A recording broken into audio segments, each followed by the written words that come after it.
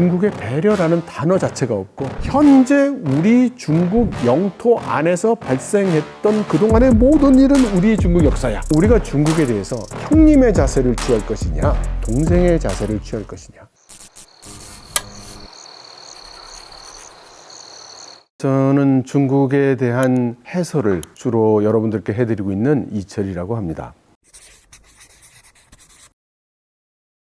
중국 사람, 중국 문화, 중국 관습에 대한 질문은 사실 제가 많이 듣게 되죠. 근데 제가 이제 중국에 있고 중국 친구를 사귀고 중국 사람들과 교류를 하면서 점차 알게 된 거는 진정한 차이는 양쪽에 다 있다는 생각이 들어요. 중국의 현재 문화는 사회주의 문화가 겹쳐 있어가지고 평등이 굉장히 중요해요. 근데 우리나라 문화는 굉장히 유난할 정도로 상하 관계를 따지는 그런 문화입니다. 심지어 상대방을 만났을 때 같은 고등학교를 나왔어요. 근데 보니까 한 해 후배야. 그러면 자네 말이지. 뭐 이렇게 금방 반말을 하고, 그죠? 근데 사실 생각해 보면 나이 1살 차이밖에 안 되는 거예요. 그게 뭐 그렇게 중요하게 큰 차이입니까? 그러나 우리 사이는 그렇죠. 왜냐하면 우리는 낯선 사람들끼리 만나면 일단 상하 관계를 재보고, 비행기를 타는데 옆 사람이 앉아있으면 이 사람이 사회적 신분이 나보다 높을까 낮을까? 이걸 따져보고. 그런데 동기동창이야. 그러면 우리 사회에서 지금 잘 나가는지 못 나가는지를 따라서 등수를 또 탁 매겨가지고 잘 나가는 친구는 가운데 앉아가지고 큰 소리치고, 이렇게 그 순위 따져가지고 후순위인 친구는 저쪽 구석에서 아주 겸손하게 밥 먹어야 되고. 이게 굉장히 우리 한국의 유난한 문화인데 우리는 인식을 못하죠. 우리한테는 그게 너무나 당연한 거니까요. 근데 중국인들 입장에서 보면 굉장히 이상한 거예요. 그래서 중국인과 한국인이 만나면 여러 가지 재미있는 차이가 생깁니다. 상대방 몇 사람하고 우리 한국 사람 몇 사람이 만나면 우리는 우리 제일 높은 사람하고 중국 그룹 중에 제일 높은 사람하고 두 사람만 쳐다봐요. 이렇게.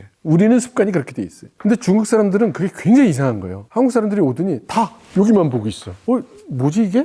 이게 무슨 상황이지? 이제 이렇게 됩니다. 그러면서 나를 무시하나? 이런 느낌도 들고요. 중국식 문화에서는 그런 식의 상하관념은 굉장히 적기 때문에 그래서 만나도 다 같이 얘기하고 밥도 다 같이 먹고, 너는 운전하는 운전기사니까 빠져, 이런 것도 별로 없어요. 운전기사분들도 되게 같이 먹고 그렇습니다. 뭐 치사하게 밥 먹는 걸 나누냐 뭐 이런 게 있죠. 그러다 보니까 회사에서는 어떻게 했어요? 아니 중국 사람이라고 해서 왜 나를 이렇게 아래껏 부르듯이 하지? 뭐 이런 느낌이 중국 사람은 있는 거예요. 근데 한국 사람 입장에서는 한국에서도 상사가 아랫사람한테 너 말이야 뭐 이렇게 반말하고 지시하고 명령하는 게 습관이 되어 있기 때문에 중국에 가서도 똑같이 하죠. 근데 중국 사람들은 그거 잘 이상한 거예요. 중국은 평등이 우선이다. 그래서 우리가 생각하는 상하 개념과는 다르다.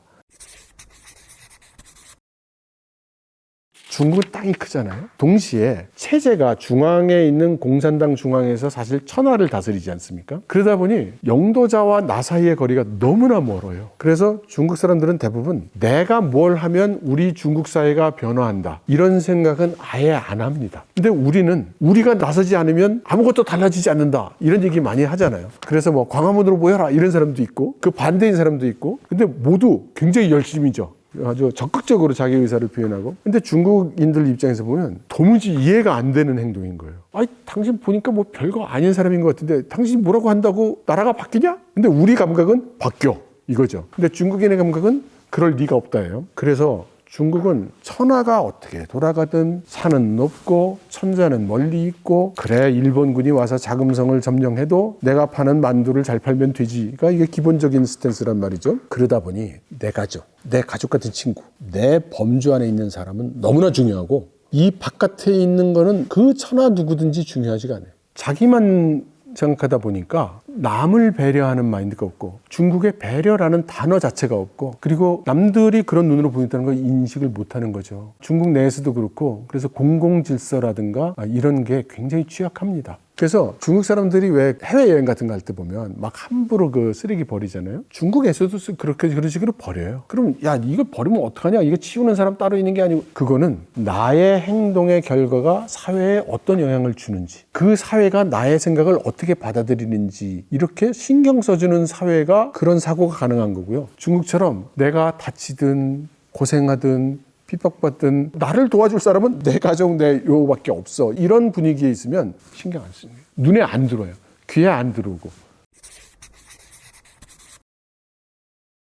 우선 역사에 대해서 우리는 서로 다른 역사를 배웁니다. 우리가 중국에 대해서 많이 보는 소설 중에 삼국지 뭐 이런 게 있죠. 거기 보면 황건적의 난 이런 거 나오잖아요. 이건 근데 우리나라에서 인지하는 역사 의식이에요. 중국은 사회주의 국가란 말입니다. 사회주의 국가는 이념적으로 누가 황제인지 이런 건 중요하지가 않아요. 어차피 인민들의 고혈을 빠는 놈이야. 그러니까 이게 중요하지가 않아. 뭐가 중요하냐? 계급 투쟁이 중요하죠. 우리 무산계급 프롤레타리아를 저 황제, 왕족, 귀족들이 고혈을 빨아먹고 있어. 이런 갈등 구조로 보는 거잖아요. 그러면 한나라 시절에 황건적의 난이라고 황제 이런 그 귀족들은 얘기하겠지만 공산주의의 눈으로 본다면 이 사람들은 이런 압제에 일어난 민중봉기인 거예요. 프롤레타리아 혁명인 거예요. 그러니까 누가 도덕적으로 우월한 거예요? 황건적이 우월한 거예요. 그거를 군대를 동원해서 진압을 하려는 봉건주의 황제와 그 왕과 귀족들. 그래서 우리 민중봉기를 무력으로 무찌르고 나서 그래서 결과가 뭐야? 다들 땅 차지해가지고 여긴 내 땅,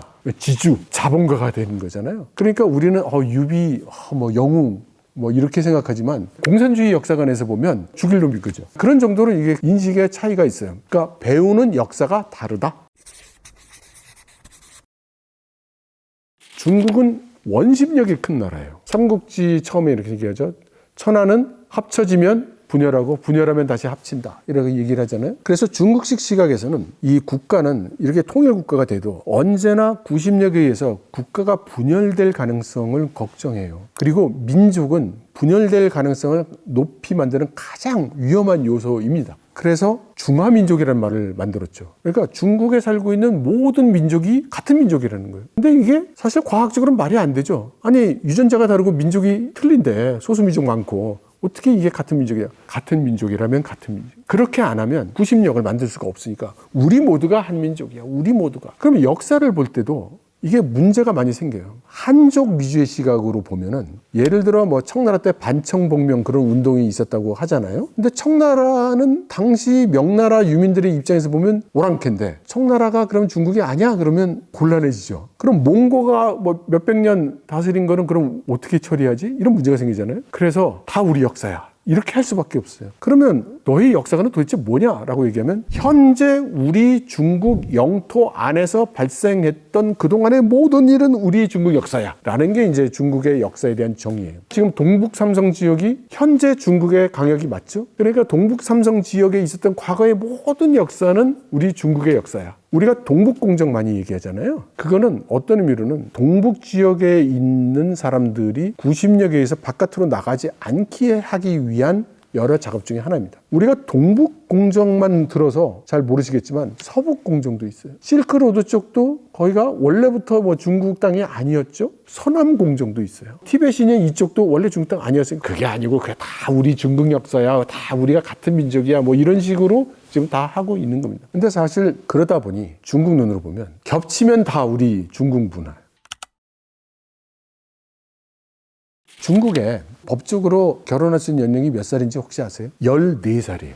14살. 왜 14살이냐? 수많은 민족 중에 특히 소수민족 중에 14살이면 결혼하는 민족이 있기 때문에 그래요. 그러면 그 사람들 보고 이거는 곤란한데 20세 되면 결혼하도록 해. 그러면 그 소수민족의 문화가 파괴되는 거죠. 그러니까 그렇게 못하는 거예요. 티벳 같은 데 가면요. 일처 다부제, 일부 다처제가 허용이 돼요. 다부제일 때는 그게 형제여야 되고 다처제일 때는 이게 자매해야 돼요. 아무튼 지금까지 그게 그대로 내려오고 있고 그게 합법입니다. 그러니까 그걸 포용하기 위해서 그래요. 그런 중국인의 눈으로 볼 때 뭐 예를 들어 김치다. 우리 눈의 김치는 중국 음식과는 완전히 다른 우리의 고유 음식이에요. 그 틀림없어요. 근데 중국인의 눈으로 볼 때는 중국이 이제 그런 거를 싼 차이라고 하잖아요. 그 뭐 절임류를 다 싼 차이라고 그래요. 그럼 이 싼 차이가 사천 지역 싼 차이, 운남 지역 싼 차이 뭐 다 틀려. 동네마다 다 틀려. 그러니까 중국식 시각에서는 이거 동북 지역의 싼 차이네라고 생각하는 거예요. 그 사람들은. 근데 우리 입장에서 생각해 보면 말도 안 되는 소리죠. 그러면 이거를 그럼 중국이 우리 문화를 중국 것으로 하고 싶어서 그러느냐? 그런 건 아닙니다. 중국의 문화는 다원주의 문화고 다민족 문화고 여러 계층의 문화가 다 함께 있어서 그래서 자랑스러워하는 거고 우리는 우리의 독자성이 있고 고유성이 있기 때문에 자랑스러워하는 거고 그건 서로 시각이 다른 거라고 할 수 있죠. 요게 근본적인 차이가 있어요. 사람을 딱 만나면 우리는 문화가 너와 나의 대결 문화예요. 그래서 우리는 외교 관계도 이런 표현을 많이 써요. 한미 관계, 한중 관계, 뭐 한일 관계. 근데 솔직히 말해서 미국이 미한 관계 뭐 그러면서 이거 굉장히 중요하다. 이렇게 립서비스는 하지만 미국 입장에서 전 세계에 있는 그 많은 나라를 상대하는데 한국만 특별히 뭐 신경을 쓰겠냐고요. 중국도 마찬가지예요. 중국에 진출한 국가가 240개 정도가 넘어요. 그 우리나라에서 그럽니다. 아유, 중국에서는 왜 그 대사를 장관급을 안 보내고, 장관급 보내면 뭐 장관급을 몇백 명 보내야 돼요. 그러니까 그 못해요. 그러니까 중국은 그런 식으로 이제 생각할 수가 없죠. 중국의 시각은 언제나 다자라는 시각이 있는데 우리는 언제나 너와 나죠. 그래서 우리가 잘하는 게 시합 같은 거 잘해요. 상대가 딱 있고 우리 편이 딱 있어가지고 너희 편하고 우리 편하고 팍. 이 상황이 너무나 익숙해. 시장에서 기업이 경쟁할 때도 우리의 경쟁사는 적이야. 근데 중국은 그게 없어요, 상대가. 상대라는 개념을 별로 생각 안 해요. 천하는 넓고 중국에 뭐 우리하고 같은 업종에 있는 회사 너무나 많고 그래서 우리가 중요해. 다른 회사 사람을 만나거나 다른 외부 사람을 만나면 먼저 보는 게 저 사람이 우리가 될 수 있나? 이거를 생각하는 거예요. 근데 한국은 낯선 중국 회사를 처음에 딱 만나면 요거를 잘 얘기를 해가지고 우리가 원하는 협력 관계를 성사시키든가 뭐 우리가 뭘 공급할 테니까 네가 뭘 하든지 이걸 성사시키는 거 위주로 얘기하죠. 그래서 상대방의 반응에 따라서 우린 이런 식으로 접근하고 뭐 이렇게 생각해요. 근데 중국은 그런 거 안 중요해요. 우선 이 사람이 수많은 그들 중에 하나인지 아니면 나와 우리와 함께 할 수 있는 사람 또는 기업인지 이게 중요해요. 그래서 이렇게 마주 보는 거를 싫어해요. 그러니까 나하고 같은 방향을 봐야지. 중국에서는 관시가 중요하다 이런 얘기 많이 하잖아요. 우리는 그 관시도 이렇게 1대1 너와 나로 생각해요. 니랑 나랑 그런 사이인가? 뭐 이런 식으로 생각하죠. 오빠 우린 무슨 사이야? 이렇게 얘기하죠. 근데 이제 중국식으로는 안 그래요. 너와 나 이게 아니에요. 우리예요. 우리. 그래서 관시가 1대1의 관계가 아니에요. 요 서클의 관계. 그러니까 이런 식에 더 가까워요. 저 친구가 우리 그룹에 끼를 만한 사람인가? 이런 식으로 보는 거에 가까워요. 그래서 한 사람이 이 관시를 이 서클에 있는 사람과 관시를 맺게 된다는 거는 이 서클 전체와 관시를 맺는 거가 비슷해요. 제가 중국의 첫 번째 친구를 사귀는데 10년이 걸렸어요. 그런데 그 다음은 쉬웠어요. 그 친구가 저를 데리고 가요. 가서 형제들, 이 친구는 나의 형제 같은 친구야. 그러면 그 친구들이 형제의 형제는 우리의 형제지. 이렇게 해서 그냥 되는 거예요. 근데 단지 하나의 그 핀이 필요해요. 저를 소개한 중국 친구가 이 그룹 사람들에 대해서 저의 보증인의 역할을 합니다. 신뢰를 배반하거나 경제적 손실을 끼치면 이 친구가 그걸 해결해 줘야 돼요. 하지만 이렇게 해서 한 서클에 진입을 하게 되면 그 서클에 있는 친구들이 또 자기 다른 사람들도 소개를 하게 되죠. 그래서 이게 마치 원자폭탄 핵분열하듯이 이렇게 관시망이 성립을 하게 됩니다. 저를 찾아오신 분들 중에 그런 분들이 대다수예요. 당신이 중국에 오래 있으니까 뭐 관시가 있을 거 아니야. 그러니까 뭐 이런 거를 좀 해줘. 누구를 소개해줘. 초기에는 그런 것도 했어요. 근데 결과는 저에게도 그분에게도 제 친구에게도 불행한 결과만 왔어요. 왜냐하면 개념이 틀려서 그래요. 만일 이 양반이 와서 어떤 비즈니스를 했는데 문제가 생기면 제가 그 문제를 해결해 주고 그 경제적 피해를